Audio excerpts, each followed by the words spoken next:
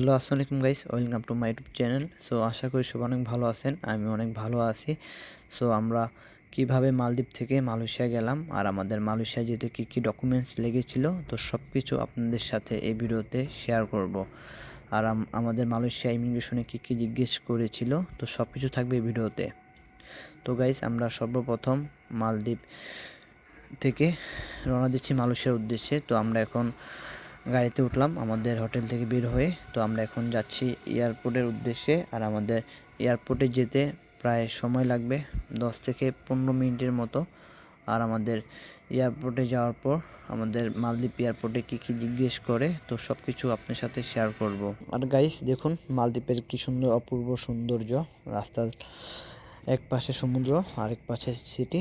তো আমরা প্রায় চলে এসেছি এয়ারপোর্টের কাছাকাছি, আর বেশিক্ষণ সময় লাগবে না যেতে আমাদের এয়ারপোর্টে। আর আমরা এয়ারপোর্টে যাওয়ার পর বোর্ডিং পাস নেওয়ার পর আমাদের ইমিগ্রেশনে কী কী জিজ্ঞেস করেছিল, তো আপনাদের সাথে সব কিছু শেয়ার করব। আর আমাদের এই ট্যুরটি ছিল হচ্ছে আপনার Dhaka to Sri Lanka, Sri Lanka to Maldives, Maldives to Malaysia, Malaysia to Bangladesh আর কি মূলত। আর আমরা ফাইনালি এয়ারপোর্টে চলে আসলাম। আমরা আমাদের ইমিগ্রেশন কমপ্লিট করে তো বিমানে উঠবো কিছুক্ষণের মধ্যে। আর আমাদের ইমিগ্রেশনে কী কী জিজ্ঞেস করেছিল, তো আপনাদের এগুলো ভিডিওর মাধ্যমে দেখাতে পারিনি, কারণ ইমিগ্রেশন ভিতরে ভিডিও করা নিষেধ ছিল, এই জন্য আর কি। তো আমাদের মালয়েশিয়ার বিমান হচ্ছে বাটিক এয়ার আর কি, মালয়েশিয়ান বিমান। আর এখন আপনাদের সাথে শেয়ার করি আমাকে মালদ্বীপ ইমিগ্রেশনে কী কী জিজ্ঞেস করেছিল। তো আমি সর্বপ্রথম মালদ্বীপ এয়ারপোর্টের ভিতরে ঢুকে বোর্ডিং পাসটি নিয়ে নিই। আর বোর্ডিং পাস নেওয়ার সময় আমাকে জিজ্ঞেস করেছিল যে আমি মালদ্বীপ থেকে কোথায় যাচ্ছি। আমি তো বলছিলাম মালয়েশিয়া যাব। আর জিজ্ঞেস করেছিল মালয়েশিয়া থেকে আমি কোথায় যাব, আমি বলছি বাংলাদেশে ব্যাক করে চলে যাব আর কি। আর হোটেল বুকিং দেখতে চেয়েছিল মালয়েশিয়ার, আমি হোটেল বুকিং দেখাচ্ছি, কনফার্ম হোটেল বুকিং। আর হচ্ছে আপনার যে মূলত সবার যে রিটার্ন টিকিট, অবশ্যই মালয়েশিয়া থেকে যে আপনি বাংলাদেশে যাচ্ছেন এই রিটার্ন টিকিটটা অবশ্যই থাকতে হবে। আর এছাড়া আমাকে তেমন কোনো কোশ্চেন জিজ্ঞেস করেনি, আমাকে বোর্ডিং পাস দিয়ে দিয়েছিল। আর বোর্ডিং পাস দেওয়ার পর আমি ইমিগ্রেশন সুন্দরভাবে কমপ্লিট করে ফেলি। আর ইমিগ্রেশনে ঠিকমতো কমপ্লিট করার পর আমি বিমানে উঠেছি আলহামদুলিল্লাহ, কোনো প্রকার ঝামেলা ছাড়াই। আর আপনার মালদ্বীপে একটা জিনিস আমি ভালো করে খেয়াল করেছি যে মালদ্বীপের ইমিগ্রেশন অফিসাররা খুবই ভালো, আর খুবই ভালো মনের মানুষ বলা যায়। ওনারা কোনো প্রকার মানুষকে হয়রানি করে না, যেটা আপনার লিগেল থাকলে ওনারা সিল ঠিল মেরে খুবই সুন্দরভাবে কমপ্লিট করে বের করে দেয়, এই জিনিসটা খুব ভালো লাগছে। আর হচ্ছে আপনার শ্রীলঙ্কাতে একটা জিনিস খেয়াল করেছিলাম মূলত, হচ্ছে আপনার শ্রীলঙ্কা ইমিগ্রেশন অফিসাররা টাকা খাওয়ার জন্য অনেক বাহানা করে। তো আমাকে যখন আমি শ্রীলঙ্কা থেকে মালদ্বীপ আসার সময় আমার ফ্লাইট, আমার চায়না ইস্টার্নে বিমান ছিল আর কি আসার সময়, তো চায়না বিমান ইস্টার্নে আমি আসতে পারি নাই।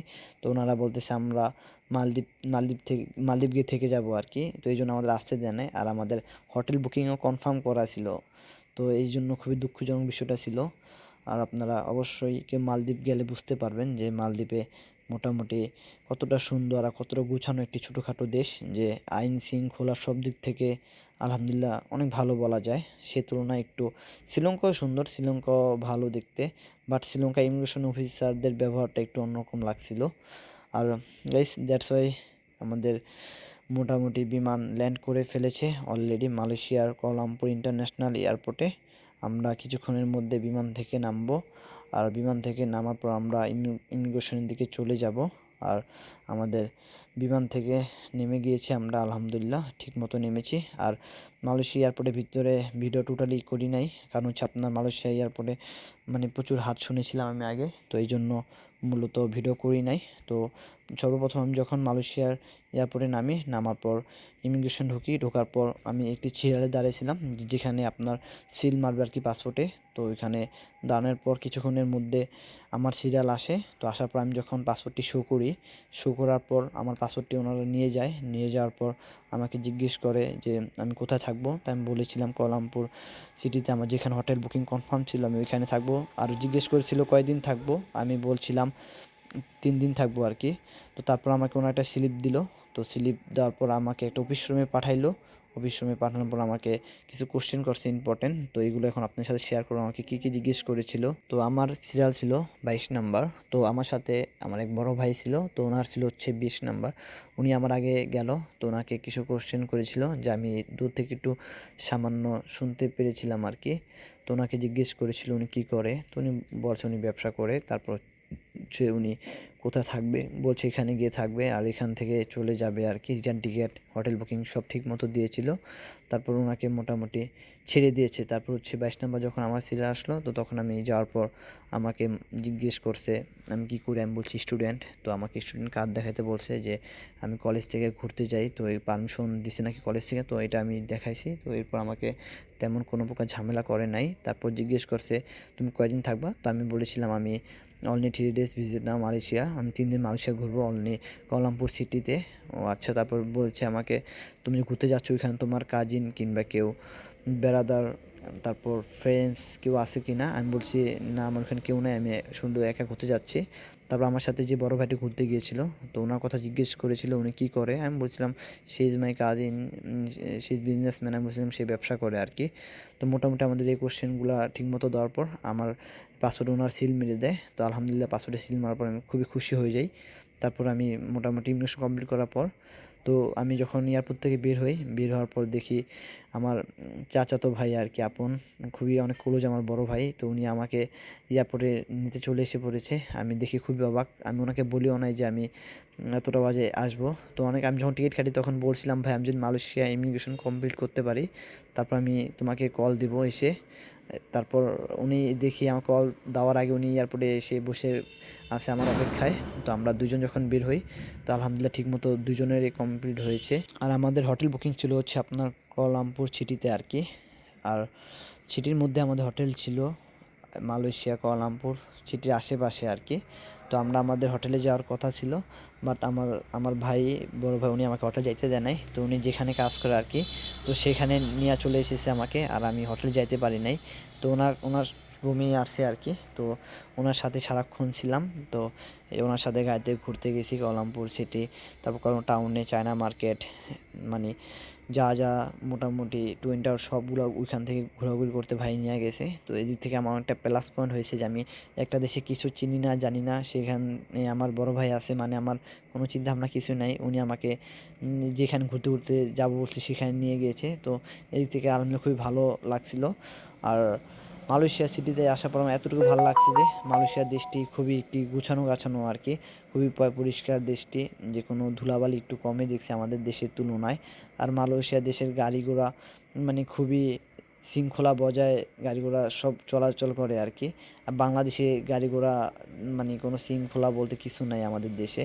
তো আমরা এখন যাচ্ছি হচ্ছে ভাই বেড়াদার সবার সাথে দেখা করতে আর কি। আর আমাদের এখান থেকে যেতে প্রায় 1 থেকে 1.5 ঘন্টার মতো সময় লাগবে। আর আপনার কাছে দেখতে পারতেছেন আকাশের ওয়েদারটা খুবই সুন্দর, মেঘলা আকাশ। আর হচ্ছে মালয়েশিয়া এই বৃষ্টি, এই রোদ, এই বিষয়টা দেখতে খুবই ভালো লাগে আমার কাছে। যেন হঠাৎ রোদে দাঁড়ানো যাচ্ছে না, আর হঠাৎ এরকম বৃষ্টি যে না বলার মতো। তো বলতে বলতে আমার এক বড় ভাইয়ের কাছে চলে আসলাম। উনি প্রায় এখানে 15-20 বছর ধরে এখানে আছে, আমাদের দেশেও যায় না আর কি। তো ওনার কোম্পানিতে যেখানে কাজ করে আর কি, সেই কাজের এখানে চলে আসলাম আমরা ওনার সাথে দেখা করতে। দেখুন গাইস, এখানে বড় ভাই কাজ করে। আর এখানে যারা কাজ করে তারাই বোঝে যে কতটা পরিশ্রম দিয়ে কাজ করতে হয়। আর মালয়েশিয়া যাওয়ার পর এটা বুঝতে পেরেছি যে আমাদের বাংলাদেশের ভাইরা মালয়েশিয়া গিয়ে যেন কতটা কষ্ট করে।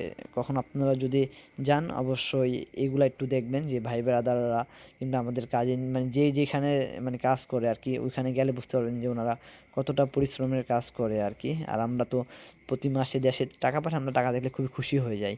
আর এখানে ওনারা সারাক্ষণ পরিশ্রম করে, কারো কাগজ আছে কারো কাগজ নাই।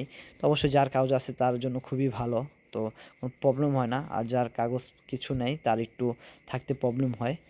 আর খুবই দুঃখজনক বিষয় যাদের কাগজ নেই। তো আশা করি যখন সুযোগ দেয় সবাই কাগজ হয়ে যাবে ইনশাআল্লাহ।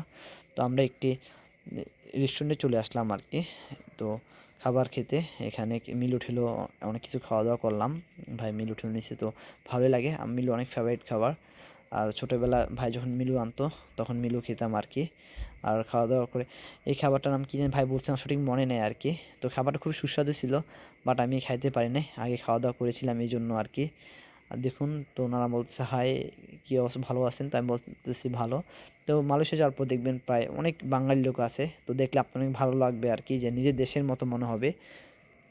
যেটা আমি মোটামুটি আপনার মালদ্বীপে ফিল করতে পেরেছিলাম, যে মানে সবাই বাঙালি, রাস্তায় বের হলেই দেখতাম বাঙালি ভাই ব্রাদার আমার কাজ করে আর কি, দেখতে খুবই ভালো লাগে আর কি। তারপর শ্রীলঙ্কা যখন গিয়েছিলাম, বাট শ্রীলঙ্কা তেমন বাঙালি নাই বলা যায় আর কি, জাস্ট পর্যটক আর কি। আর নেপালে যখন গিয়েছিলাম, নেপালেও বাঙালি নাই বলা যায়, জাস্ট পর্যটক। আর হচ্ছে আপনার ইন্ডিয়াতে তো কলকাতায় সবই বাঙালি বলা যায় আর কি। তো মোটামুটি এই নিয়ে মালয়েশিয়াটা খুবই একটি গোছানো দেশ বলা যায়, কুয়ালালামপুর। আর হচ্ছে আমরা এখন যাচ্ছি হচ্ছে কুয়ালালামপুর টুইন টাওয়ারের দিকে আর কি। আর আপনারা দেখতে পারতেছেন যে কত সুন্দর পুরো ফেলাবার নিচের রাস্তা, আর গাড়ি কি স্পিডে চলতেছে। আর এটা হচ্ছে মেট্রো রেল আর কি, দেখেন গাইস কত সুন্দর ট্রেন যাচ্ছে। আর এখানে মেট্রো রেল, তারপর সিটির যে আসলে গাড়িগুলো আর কি, খুবই ওনার ডিসিপ্লিন মেনটেন করে চলে। আর মালয়েশিয়া একটা জিনিস সবচেয়ে ভালো লাগছে হচ্ছে যে টোলগুলা, ওই টোলের মধ্যে কোনো লোক থাকে না, জাস্ট এটিএমের কার্ডের মধ্যে একটি কার্ড আছে, ওই কার্ডের মধ্যে টাকা থাকে, ওই টাকা থেকে অটোমেটিক কার্ড শো করলে টাকা কেটে নিয়ে যায়। সবচেয়ে দিক থেকে ভালো লাগছে গাইস বিষয়টা। গাইস মালয়েশিয়া দেশ সম্পর্কে আপনার সাথে কিছু তথ্য শেয়ার করি। মালয়েশিয়া হচ্ছে একটি দক্ষিণ পূর্ব এশিয়ার দেশ, তার সংস্কৃতি বৈচিত্র্য আর কি, আর আধুনিক শহর এবং প্রকৃতির সৌন্দর্য দিয়ে দেশটি ঘেরা। আর মালয়েশিয়া দেশটি আপনারা আসলে অবশ্য বুঝতে পারবেন আশা করি গাইস। আর হচ্ছে মালয়েশিয়া দেশটি আপনার স্বাধীনতা লাভ করেছে 1957 সালে 31শে আগস্ট। আর মালয়েশিয়া দেশের রাজধানী হচ্ছে আপনার কুয়ালালামপুর আর কি। কুয়ালালামপুর খুবই ব্যস্ততম একটি শহর, কুয়ালালামপুর ইন্টারন্যাশনাল এয়ারপোর্ট রয়েছে। আর মালয়েশিয়ার সবচেয়ে বড় বড় উঁচু উঁচু বিল্ডিংগুলো সব কুয়ালালামপুরে অবস্থিত আর কি। আর কুয়ালালামপুরে ব্যবসা বাণিজ্য সব দিক থেকে কুয়ালালামপুরে একটি বিধি শহর বলা যায়।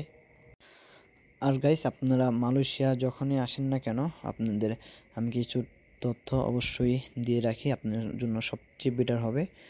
আপনারা যখন মালয়েশিয়া ঘুরতে যাবেন, অবশ্যই মালয়েশিয়া ইমিগ্রেশন তুলনামূলকভাবে খুবই হার্ড বলা যায়। আপনারা সাথে করে 500 কিংবা 1000 ইউএসডি ডলার নিয়ে আসবেন, আপনার জন্য খুবই ভালো হবে। আর সাথে করে কিছু রিঙ্গিত নিয়ে আসবেন, এতে করে আরও ভালো হয়। 500 কিংবা 1000 রিঙ্গিত নিয়ে আসলেন, সাথে করে আবার নিয়ে গেলেন, আশা করি কোনো ঝামেলা হবে না। আর আপনারা মানে কে কী করেন, কেউ যদি ব্যবসা করে থাকেন অবশ্যই trade licence and visiting card সাথে রাখবেন। আর কেউ যদি স্টুডেন্ট হয়ে থাকেন তাহলে স্টুডেন্ট কার্ড এবং কলেজের ছুটির পারমিশন এটা সাথে রাখবেন। আর হচ্ছে কেউ যদি ব্যবসা করেন অবশ্যই এনওসি সাথে রাখবেন, আশা করি তাহলে আপনার তেমন আশা করি কোনো প্রবলেম হবে না। আর তাছাড়া হচ্ছে আপনাদের hotel booking must be confirm থাকতে হবে, কনফার্ম না থাকলে মালয়েশিয়া ঢুকতে দিবে না। আর আপনাদের মালয়েশিয়া ইমিগ্রেশন জিজ্ঞেস করতে পারে আপনাদের মালয়েশিয়াতে কেউ আছে কিংবা কেউ নাই, এগুলো জিজ্ঞেস করলে তো আপনি তখন বলবেন কেউ নাই, থেকেও থাকে, কারণ থাকলে ওনার মনে করবে আপনি মালয়েশিয়া গিয়ে থেকে যাবেন, তো এটা ওনাদের প্রমাণ করতে দেওয়া যাবে না যে আপনি মালয়েশিয়া কেউ আছে। আর হচ্ছে রিটার্ন টিকিট, অবশ্যই আপনার রিটার্ন টিকিট থাকতে হবে, তাহলে আপনার কোনো প্রকার ঝামেলা থেকে আপনি মানে বেঁচে যাবেন। যে একটু টুকটাক একটু ঝামেলা হলে আপনি রিটার্ন টিকিটটাই মাস্ট বি দেখবে সবার আগে আর কি। আর এছাড়া আর তেমন কিছু লাগবে না। আর আপনারা নর্মাল মালয়েশিয়ার ভিসা সাদা পাসপোর্টও হয় কন্ট্যাক্ট করে আর কি। আসলে মালয়েশিয়া সাদা পাসপোর্ট ভিসা হলে আপনাদের মালয়েশিয়া ইমিগ্রেশন কখন ঢুকতে দিবে না সাদা পাসপোর্টে। এর আগে যদি আপনি কোনো দু একটা কিংবা দেশ ঘুরে থাকেন তাহলে সবচেয়ে আপনার ভালো হবে আশা করি। আর আপনি যদি কেউ ঢাকা থেকে ডাইরেক্ট মালয়েশিয়া ঢোকার চেষ্টা করেন, ওই ক্ষেত্রে আপনাদের জন্য কিছুটা প্রবলেম হয়ে দাঁড়াবে। আর আপনারা যদি কোনো দেশ হয়ে সিঙ্গাপুর হয়ে কিংবা থাইল্যান্ডে ঢোকেন তাহলে ওই ক্ষেত্রে আপনার জন্য খুবই ভালো হবে আর কি। তো গাইস আমরা কলম্বো সিটিতে চলে আসলাম ফাইনালি। আর এখানে হচ্ছে যে বড় ভাই শুভ মামায়, রাজন ভাই, এরশাদ কাকায়, বড় ভাই আব্দুল ভাই, সবে আমরা একসাথে, মনির ভাই। তো মালয়েশিয়া আসার পর যে মনে হচ্ছে নিজের দেশে আসে আর কি, এরকম একটা ফিল হচ্ছে। সব ভাই ভাইদের সাথে একসাথে দেখা করতে চলে আসলাম ভাইয়ের গাড়িতে করে। তো এখন আমরা যাচ্ছি এক চাচার সাথে দেখা করতে আর কি। আর চাচার সাথে দেখা করে আমরা কিছু শপিং করব, আর কিছু শপিং করে আর কিছু কেনাকাটা করে আমরা আমাদের বাসায় চলে যাব আর কি। আর আমরা মালয়েশিয়া আছি আজকেই শেষ, আর কালকে সারাদিন, কালকে 12টায় আমাদের ফেলায় বাংলাদেশে আর কি। তো আজকে সবার সাথে দেখা করে আমরা আমাদের বাসায় চলে গিয়ে রেস্ট নিতে হবে আর কি। তো সব একসাথে হাঁটতেছি, খুবই ভালো লাগতেছে গাইস। আর মালয়েশিয়া দেশ নিয়ে আপনাদের একটু কথা শেয়ার করি আর কি, যেটা আপনাদের দেশ কত সালে মালয়েশিয়া স্বাধীন হয়েছিল এগুলো নিয়ে। 16ই সেপ্টেম্বর 1963 সালে মালয়েশিয়া আনুষ্ঠানিকভাবে গঠিত হয় এবং সিঙ্গাপুর একত্র হয়ে মালয়েশিয়া নামে একটি নতুন রাষ্ট্র গঠন করে। সিঙ্গাপুর 1965 সালে মালয়েশিয়া থেকে বের হয়ে যায়, এরপর থেকে সিঙ্গাপুর আলাদা হয়ে যায় আর কি। এই হচ্ছে সিঙ্গাপুর মালয়েশিয়া বিচ্ছিন্ন হওয়ার একটি ঘটনা। মূলত। আর হচ্ছে মালয়েশিয়ার চায়না মার্কেট গাইস, এখানে গেলে আপনারা অনেক বাঙালি দেখতে পারবেন প্রচুর পরিমাণে আর কি। আর এখানে প্রচুর পরিমাণে ট্যুরিস্ট আসে, আপনারা দেখে বুঝতে পারতেছেন। আর এখানে আমাদের যে ঢাকার মধ্যে নিউ মার্কেট যেরকম রাস্তার দুপাশে দোকান, এরকম হচ্ছে এখানে আর কি সব কিছু পেয়ে যাবেন, আর কিছুটা কম দামে পেয়ে যাবেন এখানে আর কি। এখানে আমাদের অনেক বাঙালি লোক কাজ করে। আর এখানে আমার চাচা আর কি, তোমার সাথে দেখা করতে আসলাম। আর জায়গাটা খুবই সুন্দর গাইস, আর আকাশের ওয়েদারটার সাথে খুবই ভালো লাগতেছে। একটি সুন্দর গুছানো গাছানো একটি দেশ বলা যায়। তো আমি তরমুজের জুস নিলাম, তো খেয়ে টেস্ট করে দেখলাম, ভালোই খেতে লাগলো। আর গাইস দেখুন কত মানুষের ভিড় এখানে। আর আমরা এখান থেকে কিছুক্ষণের মধ্যে বের হয়ে চলে যাব আমাদের বাসার দিকে। আর এটা হচ্ছে পৃথিবীর মধ্যে 2 না 3 নাম্বারের মধ্যে উচ্চ বিল্ডিং বলা যায় মালয়েশিয়ার মধ্যে। তো এ হচ্ছে Malaysia China market, China town বলে, চায়না মার্কেট বলে আর কি। এখানে মোটামুটি সব কিছু পেয়ে যাবেন আপনারা। আর এখানে কিছু দাম কম পাবেন। আর এখানে সব ফরেনাররা ভিজিট করতে আসে জায়গাটা। আর আপনারা অবশ্যই মালয়েশিয়া গেলে এই জায়গাটা ভিজিট করবেন। আর এখান থেকে কিছু কেনাকাটা করতে পারেন, খুবই কম দামে কিনতে পারবেন আশা করি এখান থেকে। আর এখানে গেলে আমাদের অনেক বাঙালি ভাইদের সাথে দেখা হবে আপনাদের সাথে। আর এখান থেকে আমরা বের হয়ে আমাদের বাসায় গিয়ে আজকে রেস্ট নিব। আর আমরা রাতে আজকে যাব হচ্ছে গাইস, আর আমরা আজকে রাতে হচ্ছে যাচ্ছি আপনার টুইন টাওয়ারের দিকে। আর টুইন টাওয়ারে যাওয়ার পর রাতের সৌন্দর্য আপনাদের উপভোগ করা দেখাবো। তো আমরা গাইস বলতে বলতে টুইন টাওয়ারের উদ্দেশ্যে রওনা দিয়ে দিয়েছি। আর রাতের কুয়ালালামপুর শহর দেখতে কেমন আপনারা দেখতে পারতেছেন, যে খুবই আলো দিয়ে ভরা বলা যায়, খুবই একটি ব্যস্ততম শহর। আর লাইটগুলো যেন চোখে ভাসতেছে। আর একটা গাইস বিশেষ কথা হচ্ছে যে গোপ্রো ক্যামেরা একটু রাতে একটু অন্যরকম আর কি, এই জন্য তেমন ক্লিয়ারলি বোঝা যাচ্ছে না। আর আমরা বলতে বলতে চলে আসলাম মামার সাথে দেখা করতে এখান থেকে মামার সাথে দেখা করে মামাকে সাথে করে নিয়ে চলে যাব হচ্ছে আমরা কুয়ালালামপুর টুইন টাওয়ারের, যেখানে সকল পর্যটক ঘুরতে আসে, আমরা সেখানে যাচ্ছি আর কি। আর এখানে হচ্ছে আপনার আমাদের বাংলাদেশে যেমন হচ্ছে আপনার গুলশান বনানী যেরকম আর কি উন্নত এলাকা, ঠিক এখানে হচ্ছে তেমন আর কি। এখানে সব ভিআইপি লোকরা থাকে আর কি। আর এখানে খুবই গুছানো, এখানে ডিসিপ্লিন বজায় রাখতে হয়, গাড়ি যেখানে সেখানে রাখা যায় না, রাখলে আপনার জরিমানা দিতে হয় আর কি।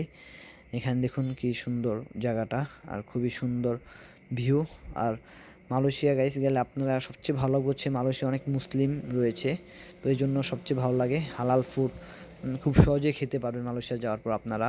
যে খাবার নিয়ে কোনো প্রকার কোনো টেনশন করতে হবে না যে এটা হালাল ফুড নাকি অন্য কোনো খাবার খাচ্ছেন হারাম খাবার, তো এই নিয়ে মানে নিঃসন্দেহ থাকতে পারেন। মালয়েশিয়া প্রচুর পরিমাণে মুসলিম রয়েছে, তো এদিক থেকে আমাদের জন্য খুবই একটি প্লাস পয়েন্ট। আর এখানে রাস্তায় গান গাচ্ছে তো গিটার দিয়ে, তো কতক্ষণ গান শুনলাম, ভালোই লাগলো। আর মালয়েশিয়ান গান তো বুঝি না, কারণ হচ্ছে মালয়েশিয়ার ভাষা আমি কখনো বুঝি না, বাট কখনো মালয়েশিয়া যাই নাই, দ্যাটস ওয়াই মালয়েশিয়ার ভাষা বুঝা আমার দ্বারা সম্ভব না আর কি। তো এখান থেকে আমরা বের হয়ে ঘোরাঘুরি করে চলে যাব আর কি টুইন টাওয়ারের উদ্দেশ্যে। তো জায়গাটা খুবই সুন্দর, আর এখানে শপও রয়েছে, আপনারা চাইলে এখান থেকে অনেক কিছু কেনাকাটা করতেও পারেন। তো আমরা বলতে বলতে গাইস টুইন টাওয়ার চলে আসলাম। দেখুন গাইস কত সুন্দর টুইন টাওয়ার, আর রাতের বেলা আর আলো দিয়ে পুরো শহরটি ঘেরা, আর খুবই সুন্দর, আর মানুষের খুবই ভিড় ছিল। তো মামায় আমরা সবাই চলে আসলাম, এসে খুবই ভালো লাগতেছে। এখানে না আসলে মালয়েশিয়ার সৌন্দর্য, যে সিটির যে মেন সৌন্দর্য উপভোগ করতে পারতাম না গাইস। আর দেখুন খুবই সুন্দর, আপনারা কেউ যদি মালয়েশিয়া গিয়ে থাকেন অবশ্যই টুইন টাওয়ারে গিয়ে ঘুরে আসবেন। আর মালয়েশিয়া যাওয়ার পর যদি টুইন টাওয়ার না ঘুরতে যান আপনার মালয়েশিয়ার ট্যুরে বৃথা বলা যায় গাইস। আর ভিতরে আমরা একটু পর ঢুকবো আর কি, আর ভিতরটা কীরকম আপনাদের দেখাবো আর কি। আর আমরা গিয়েছিলাম রাতে, তো তখন মোটামুটি ভিতর থেকে সব লোক বের হয়ে যাচ্ছিলো আর কি, তো এই জন্য আমরা ভিতরে তেমনভাবে ঘুরে দেখতে পারি নাই মূলত। আর আর এই হচ্ছে মালয়েশিয়ার ভিতর দেখুন কি সুন্দর গাড়ির রেস কারগুলো এখানে রেখে দিয়েছে, আর ভিতর থেকে সব লোক বের হয়ে যাচ্ছে, আর আমরা তখন ভিতর দিকে প্রবেশ করতেছি আর কি। আর আমরা বেশিক্ষণ থাকবো না, কারণ আমরা কালকে চলে যেতে হবে আমাদের বাংলাদেশে আর কি। আর এই জন্য তাড়াতাড়ি করে ঘোরাঘুরি করে বাসায় গিয়ে রেস্ট নিয়ে ঘুমাতে হবে, কারণ কালকে আবার বাংলাদেশে যাওয়ার জন্য খুবই জার্নি করতে হবে, ক্লান্ত হয়ে যাবো আমরা। আর ভিতরটা খুবই সুন্দর গাইজ দেখুন ভিতরে অনেক লোকজন আছে, অনেক কিছু কেনাকাটার জন্য আছে এখান থেকে অনেক কিছু কেনাকাটা করতে পারবেন গাইস। আর ভিতরে ঢুকলে দেখতে পারবেন কতটা বড়, তো বাইরে থেকে বোঝা যায় না যে ভিতরে কতটা বড় আর কি। ভিতরে ঢুকলে দেখতে পারবেন বিশাল বড় আর কি। আর আমরা ঘোরাঘুরি করে চলে যাব আমাদের বাসায়। আর গাইস আপনাদের বিশেষ করে একটি কথা বলতে চাই, যারা ঘুরতে ভালোবাসেন আর আপনাদের ঘুরতে কিছু কিছু ডকুমেন্টস আছে সেগুলো সাথে রাখলে সব সময় জন্য ভালো হবে। মূলত আপনারা ব্যাঙ্ক স্টেটমেন্ট, একটি ব্যাঙ্ক অ্যাকাউন্ট খুলে সবসময় অ্যাকাউন্টে লেনদেন করবেন, আপনার জন্য সবচেয়ে ভালো হবে। আর কেউ যদি জব করেন অবশ্যই সবসময় এনওসিটা সাথে কালেক্ট করে রাখবেন। আর হচ্ছে কি ব্যবসা করলে ট্রেড লাইসেন্স, ভিজিটিং কার্ড এগুলো রাখবেন। আর স্টুডেন্ট হলে আপনারা স্টুডেন্ট কার্ড আর কলেজের ছুটির এগুলা ডকুমেন্টস সবসময় সাথে রাখেন। আশা করি যে কোন দেশে খুব সহজে ভ্রমণ করতে পারবেন। আর এই হচ্ছে আমার মালয়েশিয়ার ভ্রমণের যাত্রা। আর মালয়েশিয়া ভ্রমণের যাত্রাটা কেমন ছিল তো অবশ্যই সবাই কমেন্ট করে জানাবেন। আর ভিডিওটি ভালো লাগলে অবশ্যই সাবস্ক্রাইব করে পাশে থাকবেন গাইস।